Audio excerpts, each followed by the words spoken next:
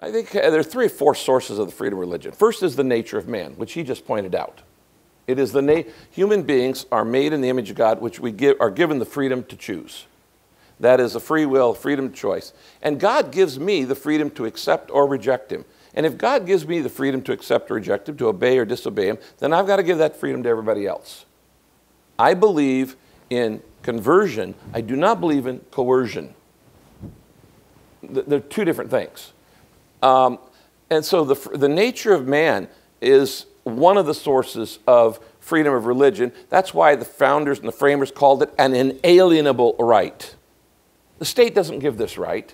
It is an inalienable right, and it is endowed by our Creator.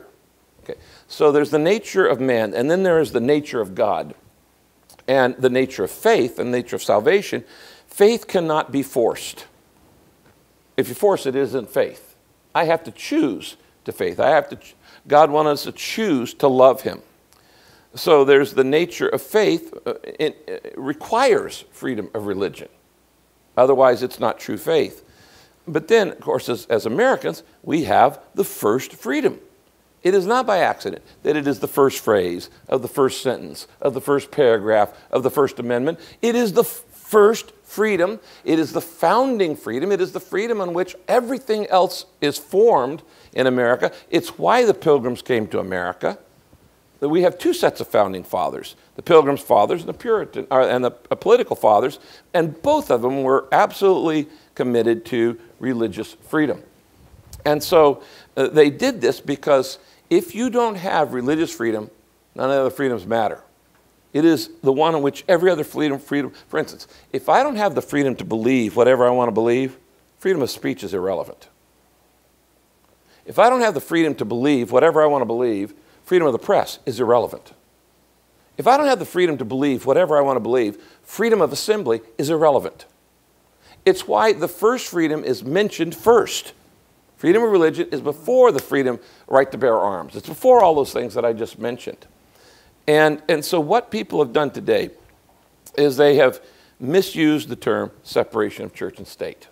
Now, Jefferson was by no means an Orthodox Christian, but he certainly did understand separation of freedom of church and state, and he actually didn't even invent that term. Roger Williams said it first in Rhode Island, and Jefferson co-opted it and used it in the famous letter to the Danbury Baptist, in which he talked about that. What's interesting is that Jefferson wrote the letter to the Danbury Baptist talking about the freedom of separation of church and state on a Friday.